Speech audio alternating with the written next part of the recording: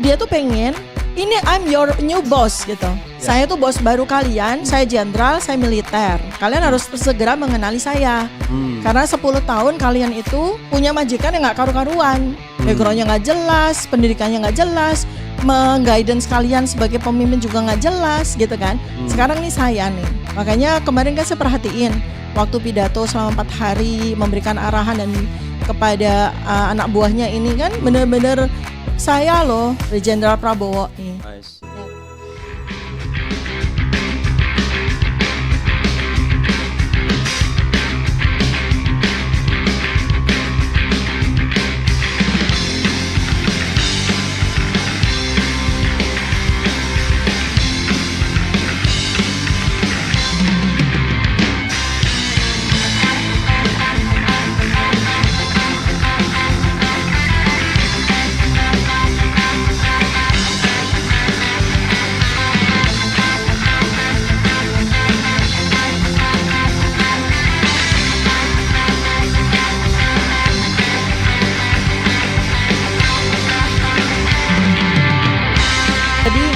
Saya sebetulnya sudah menyiapkan sebuah naskah pidato gitu ya untuk suatu acara.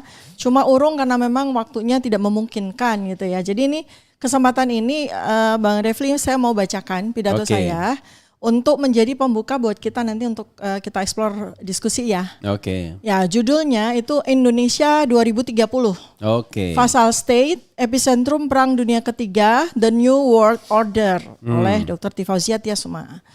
Presiden Prabowo setelah menjalani penantian panjang 10 tahun lamanya, akhirnya menjadi Presiden Republik Indonesia ke-8. Angka yang bagus dan momentum yang bagus. Presiden Prabowo sudah mempersiapkan diri sejak 10 tahun yang lalu untuk menjadi Presiden. Melalui 3 kali masa kampanye, walaupun upaya yang ketiga diwarnai dengan berbagai cara yang kontroversial, akhirnya berhasil menjadi Presiden. Dicurangi dan akhirnya mencurangi.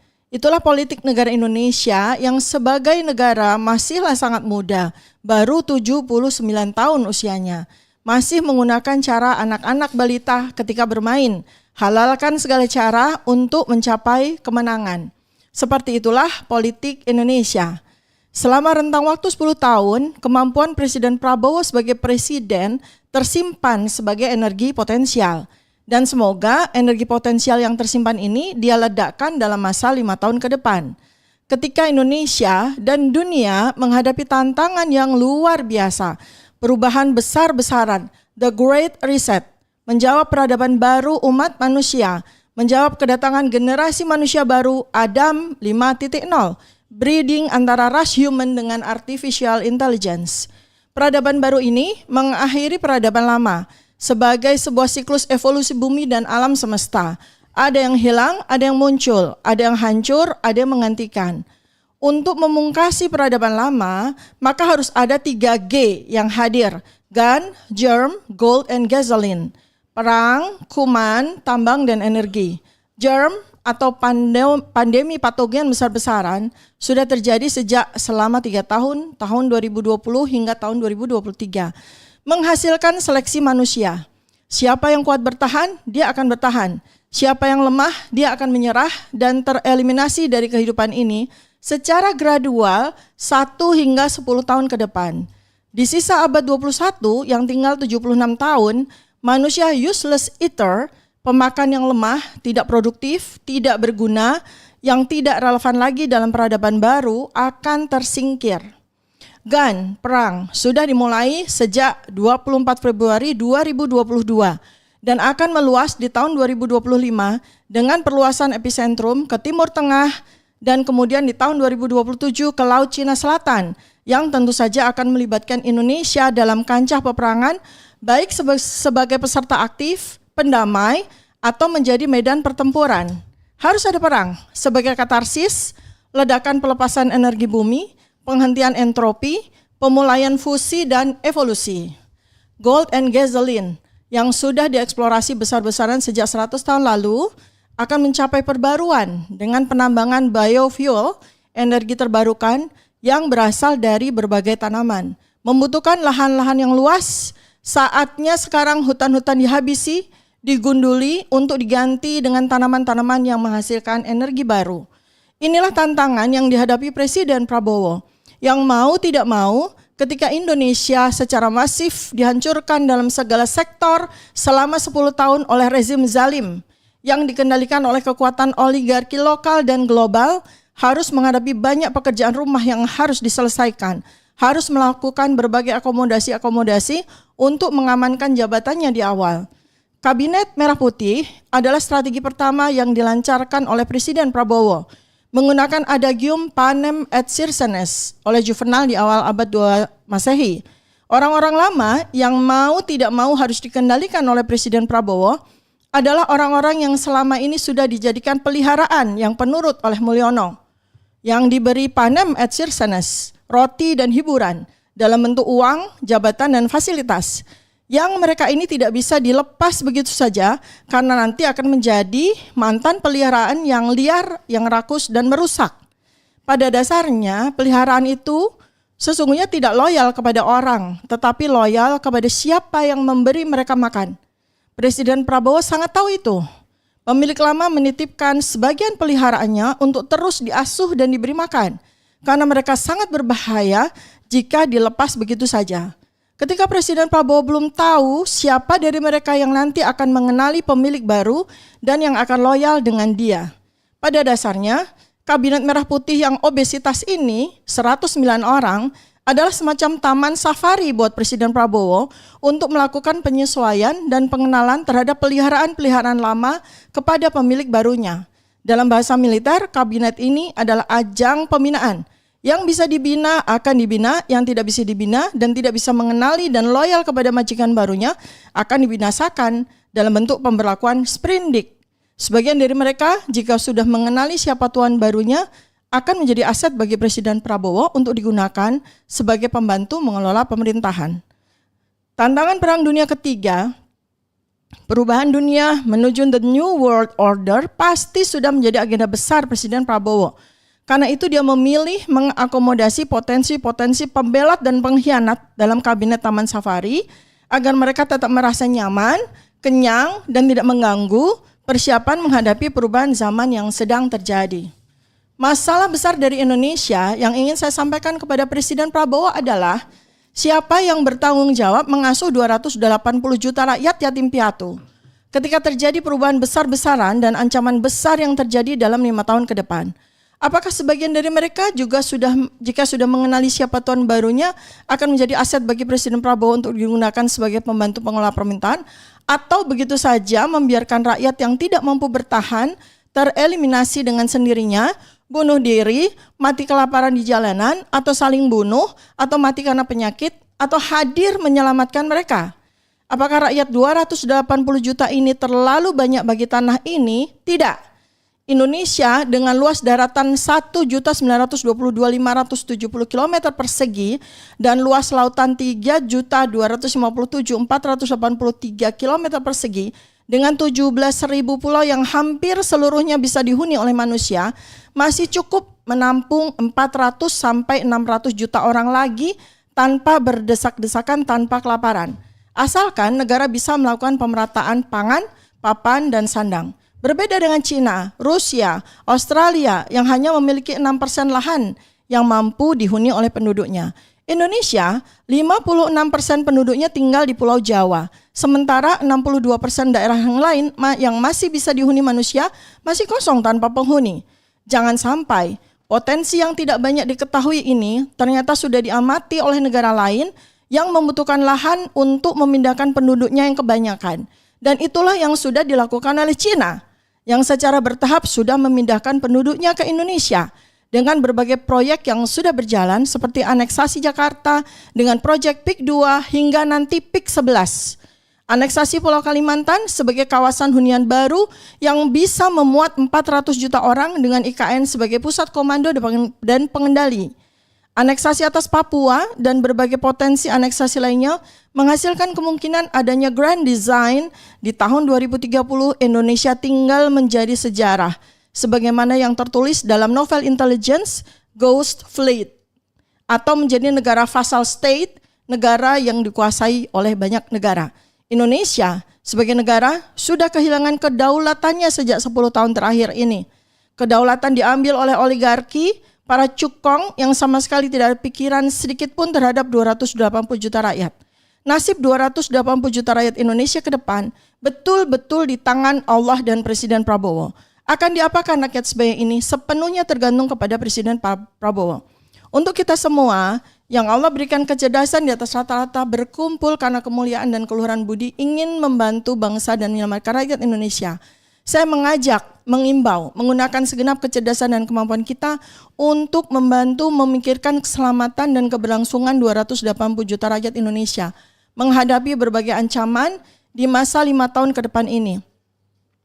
Mereka butuh makan, butuh kesehatan, butuh pendidikan, butuh iman dan takwa yang menjamin mereka selamat dan menjamin keturunan mereka selamat hingga bisa meneruskan perjuangan bangsa ini. Mari saatnya kita himpun energi dan segenap kemampuan yang kita miliki untuk menyelamatkan rakyat. Presiden Prabowo bukan untuk dimusuhi, bukan untuk dilawan, karena musuh kita, lawan kita hanya 2, Mulyono dan Fufu Fafa. Pusatkan energi peperangan kita kepada 2 orang itu. Pusatkan energi perjuangan untuk membantu menyelamatkan rakyat. Bersama Allah kita bisa menjadi pasukannya untuk menyelamatkan umat, bangsa dan negara ini. Sekian dan terima kasih. Luar biasa ya. Unfortunately saya komputernya bermasalah, jadi saya catat di HP saya beberapa istilahnya ya, keyword ya. Menarik ya Dok ya, terima kasih Dr. Diva sudah membacakan ini sambil saya melihat tuh. Kalau saya disorot agak simbang nggak dengan itu, karena tuh shining di sana soalnya. Gitu. Di sana red shining ya. Ini blue, jangan sampai blue blue dark ya kan. Ya, saudara sekalian, itu yang disampaikan Dr. Diva tadi ya. Dok, saya bisa pinjam sebentar. Boleh. Ya, jadi ada beberapa hal yang nanti saya akan bacakan lagi ya dalam kesempatan yang berbeda ya. Dengan intonasi seperti orang baca puisi. Luar biasa. Ini ada Fazal State, epicentrum Perang Dunia III, The New World Order ya. Luar biasa. Ya, buat saya nih Dok ya. Boleh. Nanti biar saya bisa bacakan. Boleh. Dan dokter kan sudah tahu isinya apa. Pertanyaannya adalah dari mana kita mau mulai. Tapi saya mau dari kalimat terakhir saja. Itu kalimat yang paling penting itu. Saya mau bacakan kalimat terakhir gitu. Jido, apakah kita mau buka video yang baru ataukah ini dilanjutkan dulu? Lanjutkan. Oke. Kamu nggak usah santai aja. Oke ya, ini menarik kalimat terakhirnya ya. Mari saatnya kita himpun energi dan segenap kemampuan yang kita miliki untuk menyelamatkan rakyat. Presiden Prabowo bukan untuk dimusuhi, bukan untuk dilawan. Karena musuh kita, lawan kita hanya 2, Mulyono dan Fufu Fafa. Pusatkan energi peperangan kita kepada 2 makhluk itu. Pusatkan energi perjuangan untuk membantu menyelamatkan rakyat. Bersama Allah kita bisa menjadi pasukannya untuk menyelamatkan umat, bangsa dan negara ini. Allahu Akbar. Allahu Akbar. Jadi Dok, ini perkara serius pernyataan terakhir ini. Kok musuh kita cuma Mulyono sama Fufu Fafa? Bisa dieksplor. Ya karena begini, jadi Presiden Prabowo ini kan seperti yang tadi kita sampaikan di awal baru 9 hari. Cuma memang gini ya, jadi saya ingin mengulang karena ada sebuah kajian saya secara behavioral neuroscience yang sangat penting ya. Mengenai bagaimana kita bisa mengenali seseorang. Itu dari karakter, kemudian dari empirical, dan bagaimana kita melihat pengalaman-pengalaman. Pak Prabowo, Presiden Prabowo ini kan orang yang kalau secara kepribadian itu kombinasi antara kolerik dan melankolik. Nah ini penting sekali ya. Kita punya presiden kolerik dan melankolik. Jadi kolerik itu apa? Kepribadian itu ada 4 lah kurang lebih ya. Tapi bisa kombinasi. Yeah. Pertama tuh kolerik, Apa itu? Kolerik itu kepemimpinan, pemimpin gitu. Oh, Leader, oke. singa, lion gitu ya. Iya, oke. Kemudian phlegmatic itu orang yang cenderung santai. Iya, Kemudian melankolik. Melankolik. Ya, kemudian sanguin. Sanguin itu orang yang dikendalikan oleh darah gitu ya. Jadi gampang panas gitu-gitu. Mut-mutan lah. Ya, emosi sangat dikendalikan oleh emosi. Terus melankolik. Nah, pada dasarnya setiap orang itu nggak tunggal secara kepribadian. Dia bisa kombinasi. Nah, kalau saya dari sisi behavioral neuroscience saya melihat dari Pak Prabowo ini, beliau itu kombinasi antara kolerik dan melankolik. Dan kayaknya juga kalau lihat pakai ilmu Bazi dan sebagainya gitu ya, itu kan beliau ini kan lahir di sio kelinci gitu kan. Jadi memang berkecenderungan untuk lembut hatinya begitu kan. Tapi kontras. Ya, paradoks itu tadi. Jadi ada sebuah alasan juga ya kenapa kok beliau menulis buku itu Paradoks Indonesia. Jadi kita juga harus siap-siap untuk menghadapi presiden yang berkelakuan paradoks. Karena antara kolerik dengan melankolik itu kan kayak kutub utara sama selatan ya. Kanan sama kiri. Kalau orang kolerik itu kan cenderung tegas, bengis. Tapi sebaliknya beliau tuh melankolik gitu, punya kucing kesayangan namanya Bobby Kertanegara, bahkan sebagai anggota keluarga yang diboyong pertama kali pada saat beliau udah jadi presiden, itu kan sangat melankolik gitu orang itu. Tapi di sisi lain Bobby Kertanegara, saya ada Lucy, berarti Lucy Kebon Jeruk saya. Saya di rumah Bobby Tebet Negara berarti. Oke, silakan. Ya, jadi itu ya orang yang suka pet dan pet itu suka sama orang itu biasanya orangnya memang cenderung melankolik. Ya, senang sama binatang peliharaan dan betul-betul sangat kevoelig gitu ya bahasa Belandanya. Sangat sayang benar gitu seperti anggota keluarga itu. Dan tetapi kalau kita lihat beliau sebagai mantan jenderal pada waktu kita juga punya kurang lebih pengetahuan lah mengcapture bagaimana Pak Presiden Prabowo itu pada saat masih menjadi Danjen Kopassus dan sebagainya itu kan kelihatan sekali beliau itu kolerik ya memimpin. Sebab kalau nggak kolerik nggak bakalan jadi komandan palingnya gitu ya. Jadi ini ada paradoks di sini. Nah itu sangat bagus seandainya beliau bisa menggunakannya sebagai sebuah energi, sebagai sebuah kekuatan untuk bisa mengendalikan segala situasi yang saat ini benar-benar carut marut gitu. Jadi kayak ibarat kata 10 tahun itu orang pada berpesta pora, meninggalkan piring-piring kotor dengan segala macam makanan yang udah basi segala macam dan udah habis-habisan utang pula karena yang dimakan itu nggak dibayar 10.000 triliun lebih bahkan kan. Nah itu tuh beliau itu ngadepin kayak gitu di meja messy, berantakan, piring kotor nggak karu-karuan. Tambah utang lagi dari. Dan yang ikut pesta itu masih ikut dia. Masih ikut, bahkan kalau nggak salah 75% dan itu harus seperti yang tadi saya bilang. Mereka itu peliharaan yang kebayang nggak sih? Yang begitu sudah luar biasa diberi segala macam uang, fasilitas dan segala macam. Terus kemudian mereka tiba-tiba dilepas gitu. Sementara mereka adalah peliharaan yang sangat kuat. Karena mereka sudah secara 10 tahun itu mereka sudah memelihara kekuatan itu kan. Sudah masing-masing sudah punya pasukan dan segala macam. Dan sementara ini masih loyal sama majikan lamanya kan. Masih loyal sama pemilik lamanya gitu. Karena pemilik lamanya itu masih dapat backup kan dari para oligarki yang juga masih wait and see kan kepada Presiden Prabowo nih. Mereka mau tentu saja nih orang-orang kan nggak ada yang loyal dengan orang kan, termasuk oligarki sekalipun. Oligarki ini tentu saja ya dalam masa-masa hari-hari sekarang ini kan semua orang itu masih wait and see. Begitu juga dengan Presiden Prabowo. Tapi saya yakin Presiden Prabowo itu kan sudah mempersiapkan diri menjadi presiden itu kan sejak 2014. Artinya pada saat itu beliau kan nggak kosongan. Udah siap-siap dong jadi presiden. Udah siap-siap dong dilantik.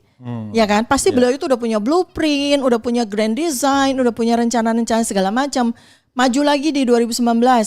Udah siap, bahkan waktu itu kan kita semua tahu ya bahwa situasi di 2019 itu kan paradoks dengan yang terjadi di 2024 kan. Makanya waktu itu dia dicurangi, sekarang dia mencurangi kan gitu ya. Ya itulah politik gitu. Kita kan juga nggak bisa membenci orang gara-gara perbuatan yang dilakukannya pada saat sekarang. Karena we never knows siapapun yang maju apakah dia mencurangi atau dicurangi. Dalam politik Indonesia yang sekarang ini zero sum game ya. Betul. Artinya kita nggak pernah ngerti dalam situasi politik Indonesia seperti sekarang, bahkan situasi politik dunia sekalipun, itu kan kita nggak pernah bisa menggaranti apakah orang ini ketika maju benar-benar pure lurus, jernih, bersih, nggak mungkin. Dalam yang namanya dunia politik nggak mungkin kan gitu. Jadi ketika di 2019 banyak orang sedih dan segala macam, kemudian kecewa karena Presiden Prabowo masuk kabinet 5 tahun, walaupun itu saya juga tahu reasonnya secara empirical base ya. Tahu reasonnya kenapa beliau masuk ke itu. Tapi itu nanti ya kita bahas sekarang. Jadi sekarang ini sebenarnya kita baru bisa meraba apa yang bakal dilakukan sama Presiden Prabowo, dan buat saya itu menarik karena benar-benar menunjukkan betapa melankoliknya beliau gitu loh. Tiba-tiba aja bawa pasukan kabinet Taman Safari ini kemana tuh, ke Akmil. Ke Akmil 4 hari. Itu kan melankolik sekali itu. Karena pengalaman beliau sangat berkesan sekali yang membentuk kepribadian beliau di masa menjadi Akmil di situ, masa tentara, dan beliau mengajak ini anak buahnya yang belum ketahuan gitu kan, putih merah birunya apakah bakal loyal dan seterusnya belum ketahuan. Masuklah ke Kawah Chandra di muka 4 hari gitu kan, dengan segala macam. Kenapa? Supaya dia tuh pengen, ini I'm your new boss gitu. Saya tuh bos baru kalian, saya jenderal, saya militer. Kalian harus segera mengenali saya. Karena 10 tahun kalian itu punya majikan yang gak karu-karuan. Backgroundnya gak jelas, pendidikannya gak jelas, meng-guidance kalian sebagai pemimpin juga gak jelas gitu kan. Sekarang nih saya nih. Makanya kemarin kan saya perhatiin waktu pidato selama 4 hari memberikan arahan dan kepada anak buahnya ini kan benar-benar saya loh, Jenderal Prabowo nih, ya kan. Dan saya wonder ya, dalam beberapa bulan, kayaknya kontribusinya Dr. Terawan nih, beliau amat sangat sehat sekarang buat saya. Dibandingkan waktu kampanye beberapa bulan yang lalu sebelum, beliau sehat betul. Ingin tunjukin sekaligus ingin menunjukkan kepada banyak orang yang meragukan, termasuk saya ya. Karena dia lagi sehat soalnya. Tubuhnya juga sehat sih. Ya enggak, karena mainnya udah sehat ya. Karena betul. mainnya sehat, makanya tubuhnya jadi ikut ya. Dan kayaknya ada pemeliharaan kesehatan yang spesial dari Dr. Terawan sepertinya. Jadi saya kan melihat sekali dari mata seorang dokter ya, bahwa kesehatannya Pak Presiden Prabowo pada saat kampanye itu rendah sekali. Rendah sekali. Sekarang tuh beliau. Dan emosionalnya juga tinggi. Emosinya juga ya sangat enggak. Nah sekarang ini beliau udah steady. Cita-cita yang udah belasan tahun udah tercapai. Cuma sekarang ini beliau dalam kondisi yang saya tidak sepakat kalau dibilang insecure apa tidak confident, saya nggak sepakat. Cuma beliau ini ngadepin itu tadi loh, peliharaan-peliharaan yang dilepaskan begitu aja selama 10 tahun. Dan itu adalah orang-orang yang bayangin aja kalau dilepas, nggak diambil, bisa nggak mengkudeta dengan kekuatan yang luar biasa. Kalau tidak ngerusak kandang nanti dia. Itu satu. Kedua juga beliau ini belum tahu mana kawan mana lawan kan. Belum tahu dari semua orang ini itu siapa yang akan loyal sama dia itu kan nanti time will tell kan. Tapi sekarang beberapa hari dia belum tahu. Gitu. Jadi dia hanya ingin memberikan semacam kenyamanan dari peliharaan-peliharaan ini. Aku nggak ganggu kalian. Aku mengakomodir kalian, tapi tunjukkan dong gitu dalam beberapa bulan ke depan. Saya yakin dalam 3 bulan atau 6 bulan ke depan, beberapa dari mereka akan nggak sanggup untuk menjadi anak buahnya Presiden Prabowo. Ya bayangin aja. Karena high pressure gitu ya. Pasti high pressure dan memang sengaja untuk melakukan itu. Dan nggak akan kuat bertahan karena apa? Beda sekali kan karakter dari tuan lama dengan tuan baru ini kan beda banget. Kalau tuan lama itu kan memang ya karena memang dia menggunakan filosofi biarin aja semua orang makan semuanya sendiri, habisin ngambil semuanya sendiri, nggak ada aturannya. Ibarat kata kalau kita makan tuh tangan kanan makan, tangan kiri makan, piring orang dimakan dan segala macam. Sekarang tuan baru ini orang yang pasti akan menggunakan militerismenya dia gitu kan, disiplin dan segala macam, tipikalnya dari Presiden Prabowo gitu kan. Itu pasti sebagian akan rontok, nggak akan sanggup. Terjadi seleksi alam dengan sendirinya. Lalu sebagiannya kan yang cari aman, ya tentu saja akan mengubah diri kan, melakukan mutasi genetik secara cepat, karena dia mau tetap bertahan. Nah itu kan akan menjadi aset kan buat Presiden Prabowo kan, orang-orang yang memang sebenarnya aset gitu loh. Hmm. Sebahlil sekalipun itu kan juga aset toh. Sebahlil-bahlilnya pun sebenarnya kan aset kan. Oke. Kita kan ngelihatnya itu bukan. Otherwise Anda jadi keset. Iya. Jadi nggak gini, kalau melihat orang, kalau kita lihat dari ilmu behavior itu kan nggak bisa hitam putih ya. Misalnya contoh ya, kita nggak sebut orang lah. Yeah. Sebut aja inisialnya BAHLIL gitu ya. Oke. Ya, itu kan. Oke, ya. Saya kagum loh Ya. sama orang ini. Oke. Saya kagum loh, artinya gini, orang Dengan inisial BAHLIL gitu. itu ya. Saya Kita nggak bilang bahlil ya? bukan BAHL ini sebagai case study ya. Ya, oke. Saya kagum loh sama orang itu. Ya. Sampai saya bertanya-tanya sama orang-orang deket dia gitu, yang tahu sejarahnya. Ya. Ini anak-anak kampung, desa dengan Orang pendidikan miskin. orang miskin banget, dengan yang nggak karu-karuan pendidikannya, SD nggak jelas kayak gitu ya, sampai kuliah gitu ya. Itu bisa loh jadi menteri gitu kan? Iya. Terlepas dari apapun yang dia lakukan kan. Lagi sibuk S3 pula. Oh, dapat S3 pula, 1,5 tahun pula kayak gitu. Apapun yang dia lakukan, Dan orang percaya lagi. Oh, dan orang percaya kan? Dan orang percaya. Itu yang paling penting loh. Dan dia berkuasa loh, gitu kan? Dia berkuasa loh, gitu.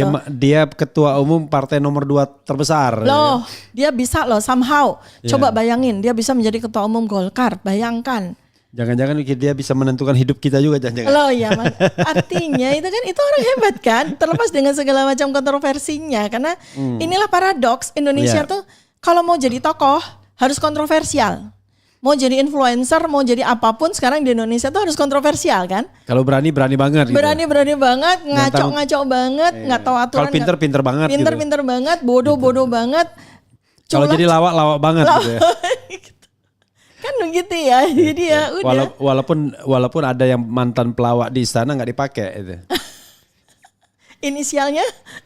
Kita nggak bilang inisialnya ya, sebut saja dia. Lupa lagi namanya siapa.